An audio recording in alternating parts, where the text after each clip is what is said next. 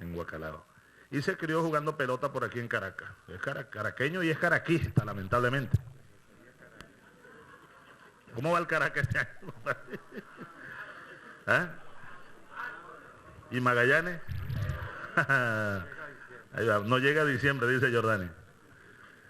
Merente también es de aquí del centro, él es de allá de Vargas, Caraballeda, por ahí en Aiguatá, ¿no?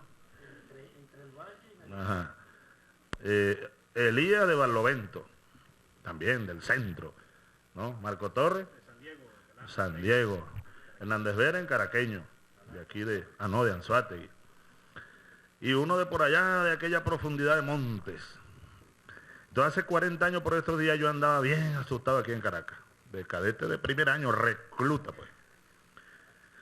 Pero poco a poco uno fue cogiendo calle, camino, y este librito yo lo compré, ¿saben dónde? Ahí en el elevado de la Nueva Granada, donde venden libros desde hace no sé cuántos años. John Kenneth Galbraith. Murió hace poco Galbraith. Creo que tenía como 90 años o más. 90 años de edad. Y fue observador, escritor, analista del mundo del siglo XX y sobre todo la economía. Por este librito yo una noche dormí en el calabozo. Porque vean el título, Economía y Subversión. Entonces había un teniente allá en la escuela militar que se empeñó en que el libro era subversivo. Y yo le discutí, mi teniente, no es subversivo. Todo lo contrario, más bien es antisubversivo. Pero el teniente se empeñó y como al final yo le respondí mal, al final de los finales, yo me atrincheré pues y le respondí según él le respondí mal. Entonces dormí en el calabozo y el libro me lo decomisaron, pero luego algún oficial superior lo leyó o leyó algunas partes y dijo, no, devuélvanle ese libro a ese cadete, que ese es un libro de economía, pues. Y el escritor no es ningún subversivo. Más bien, estas son las tesis en las que se basó, entre otras, estoy seguro, un presidente que tuvo Estados Unidos, que fue inteligente, lo asesinaron. ¿Recuerdan ustedes a John Fitzgerald Kennedy? Porque era un hombre de pensamiento abierto. No llegaba a ser un socialista, ¿no? Pero Kennedy, hay un discurso de Kennedy poco antes de que lo mataran, y lo mataron ellos mismos. No lo mataron los comunistas, ni lo mató el terrorismo internacional, no, lo mató el establecimiento estadounidense. No les convenía a aquel hombre como presidente y lo liquidaron. Igual hubiese pasado con Obama. Si el presidente Obama hubiese comenzado a tratar de cumplir, aunque fuese, no sé, un 10 o un 20% de lo que ofreció durante la campaña electoral, se lo raspan, compadre. Ahí no comen cuento. Obama prefirió vivir, ¿ve? Y convertirse en el anti-Obama. Porque el Obama de hoy es el anti-Obama de lo que fue aquel candidato ofreciendo poner fin a la guerra. Y fíjate por dónde va la guerra del mundo. Ahora están amenazando a Irán con armas atómicas. Una cosa que es una locura. Hoy escribió Fidel unas nuevas reflexiones al respecto. Y vale la pena llamar al mundo a reflexionar hacia dónde pretenden llevarnos. Una guerra nuclear pudiera ser la última guerra en este mundo. Pudiera ser el fin del mundo. Pudiera ser el fin del mundo. Una guerra nuclear. Y en este mismo instante hay amenaza de guerra nuclear en el Oriente Medio. Ahora mismo, hoy, a esta hora. ¿Y quién es el culpable? El primer culpable, el gobierno de Estados Unidos. Y sus aliados, entre ellos Israel, que tiene muchas bombas atómicas. Amenazando a Irán, amenazando a Siria. Y amenazando al mundo, pues, porque es una amenaza contra el mundo. Kennedy lanzó aquella llamada Alianza para el Progreso. Y era una tesis según la cual pues había que hacer cambios económicos y sociales en América Latina para frenar la subversión de izquierda. Eran los años, bueno, de las columnas guerrilleras en todo este continente, incluyendo Venezuela. Eran los años aquellos del triunfo de la Revolución Cubana y la ofensiva de la izquierda, sobre todo la izquierda armada en el continente, en todo el continente, de México hasta Argentina. Entonces, este libro, que tiene 40 años, fue editado por 1971 exactamente. Y este que fue, creo que el último que escribió Galbraith, el mismo Galbraith, que casi medio siglo después. La economía del fraude inocente, el fraude, él lo llama inocente, porque dice, no son inocentes los que lo planifican y los que lo ejecutan, somos inocentes los pueblos. Y a veces son inocentes algunos gobiernos que se prestan de manera inocente. Algunos profesionales, economistas, abogados que se prestan de buena fe para trabajarle al capitalismo.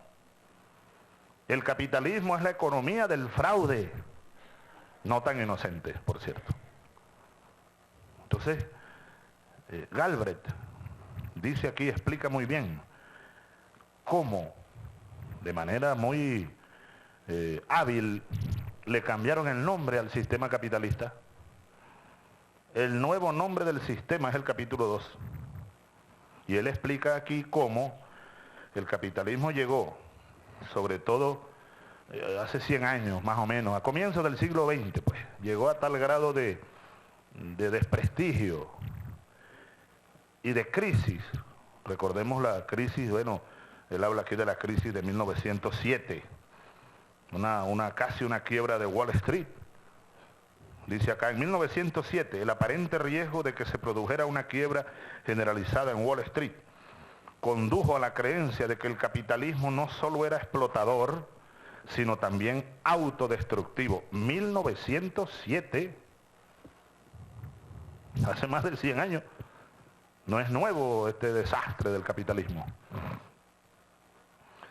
Luego, él explica la reacción que hubo en Estados Unidos y en Europa. En Estados Unidos, por ejemplo, se aprobaron muchas leyes para proteger del capitalismo a la sociedad y al Estado.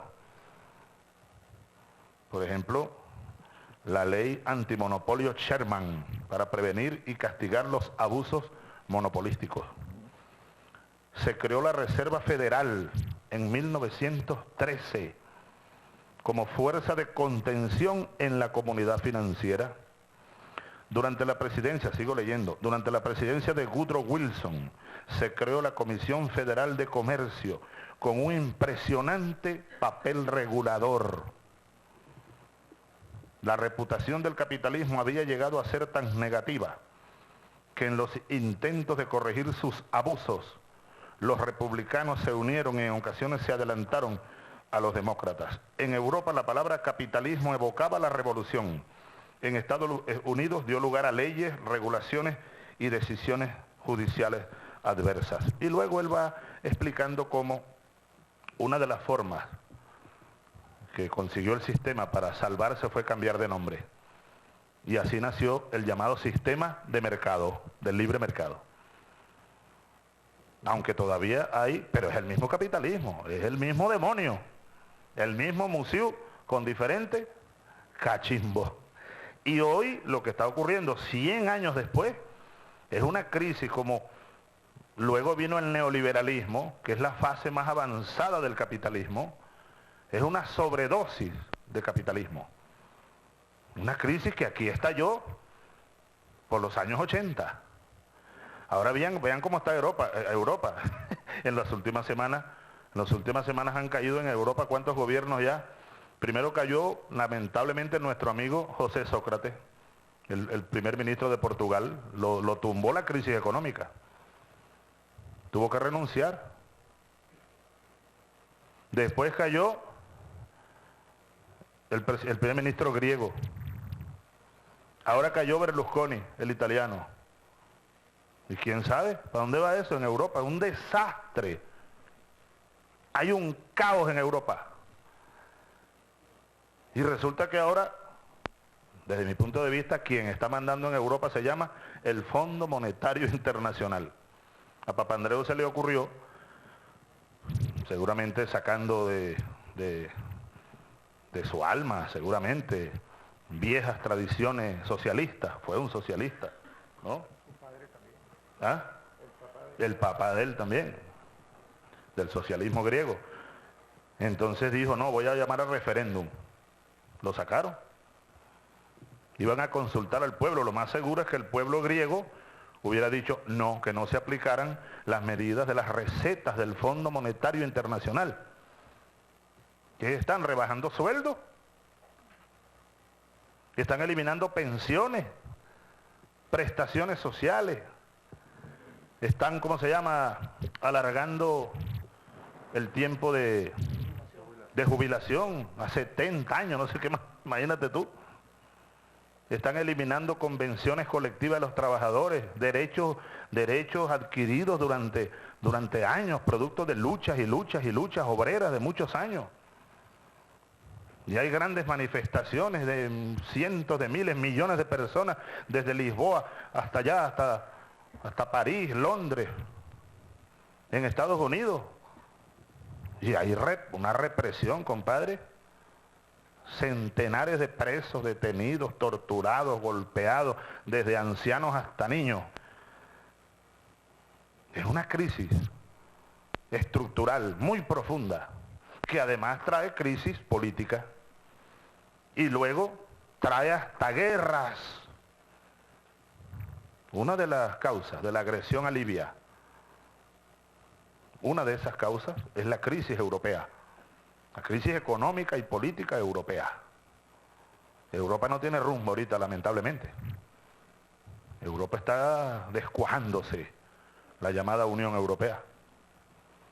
Ahora, aquí nosotros en América Latina, afortunadamente, gracias a Dios, y hay que cuidar este camino que hemos venido esbozando, que hemos venido construyendo, no solo aquí en Venezuela comenzamos, porque aquí comenzamos, hay que recordar, comenzamos contra viento y marea, pero ahora hay un conjunto de gobiernos y de pueblos que nos acompañan en la búsqueda y en la construcción de un sistema alternativo, de un modo nuevo de existir como sociedades, como naciones, como estados, como pueblos. Dios mío, no podemos poner en manos de un pequeño grupo de capitalistas cuya sola tarea en esta vida es buscar dinero y acumular dinero. No podemos poner en manos de ellos los destinos de millones. No. Y eso es lo que ocurrió en el capitalismo y lo que sigue ocurriendo en buena parte del mundo. La política, le echaron a un lado la verdadera política.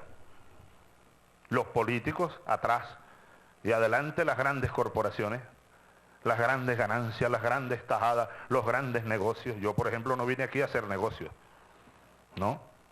Yo pertenezco a la clase de los pobres y cuando salga de aquí, con el favor de Dios, iré igualito. No quiero riquezas materiales de ningún tipo. No vine aquí a hacer negocio y el que venga aquí cerca de mí a tratar de hacer negocio, lo mando bien lejos. Porque los políticos no estamos para hacer negocios, estamos para hacer política verdadera, en función del interés colectivo, en función de las necesidades de nuestros pueblos. Para eso somos políticos. El verdadero político, de ahí viene la palabra política, de la polis, la vida colectiva. Yo soy presidente de la red pública, de la cosa pública, no de la red privada. Aquí los presidentes, yo creo que en 100 años pocos se salvan del juicio de la historia. Terminaron siendo presidentes al servicio de una especie de red privada, de las grandes corporaciones, de los grandes negocios nacionales e internacionales, de la burguesía criolla que tanto me odia, bueno, porque yo no me presto. De aquí trajeron a Carmona, Estanga y él mismo se juramentó, pues. Y aquí gritaban en esas mismas sillas, democracia, democracia, y yo por allá preso en una isla.